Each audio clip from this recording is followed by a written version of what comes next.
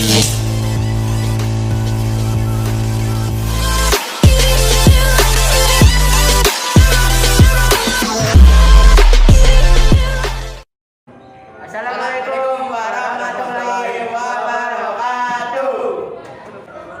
Perkenalkan kami dari kelompok 8 yang beranggotakan saya itu Robo Barabai, nomor absen 14. Saya Wahyu Rukmananto, nomor absen 29. Saya Riko Fabriansyah, nomor absen 28. Saya Resna Dere, nomor absen 26. Kami ingin mempresentasikan tentang perubahan sosial budaya di bidang bisnis di masa lalu dan di masa sekarang. Check it out. Saya Resnandi Rego Faryandi akan menjelaskan apa sih itu yang namanya bisnis. Jadi, bisnis adalah serangkaian usaha yang dilakukan oleh seorang individu atau kelompok dengan menawarkan barang dan jasa untuk mendapatkan keuntungan. Nah, arti bisnis itu juga bisa didefinisikan sebagai menyediakan barang dan jasa guna untuk kelancaran sistem perekonomian. Nah, bagaimana dengan pengertian bisnis menurut para ahli? Nah, menurut Peterson, bisnis merupakan serangkaian kegiatan yang berhubungan dengan penjualan atau pembelian barang dan jasa secara konsisten. Sedangkan menurut Profesor Lawrence Robert Dixie, bisnis adalah suatu bentuk aktivitas yang utamanya bertujuan untuk memperoleh keuntungan bagi yang mengusahakan atau berkepentingan dalam terjadinya aktivitas tersebut. Di dalam kehidupan sehari-hari, kita sebagai manusia pastinya mempunyai kebutuhan yang harus dipenuhi, seperti kebutuhan makanan, minuman, pakaian, atau bahkan alat-alat yang ada di rumah kita, dan lain-lain. Masih banyak.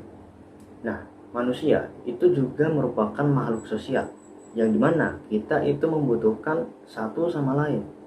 Dengan nyata, kita bisa melihat toko-toko yang bisa memenuhi kebutuhan masyarakat di sekitar kita. Misalkan toko makanan, toko minuman, toko pakaian, dan lain-lain. Oleh karena itu, bisnis itu sangat melekat sekali di kehidupan kita.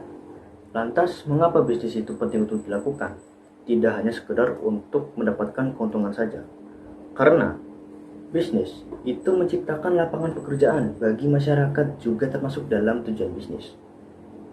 Bisnis juga memenuhi kebutuhan hidup dengan sebuah produk dan jasa, meningkatkan pertumbuhan ekonomi masyarakat secara umum, memberikan kesejahteraan bagi para pemilik, faktor produksi, dan masyarakat, menjaga eksistensi perusahaan dalam jangka waktu yang panjang. Nah, ketika kita melakukan bisnis, pastinya ada dong faktor yang mendorong kita dan menghambat kita dalam melakukan bisnis. Nah, faktor pendorongnya diantara lain adalah kreatif dan inovatif, karakteristik produk, iklim usaha, dukungan, dan percaya diri.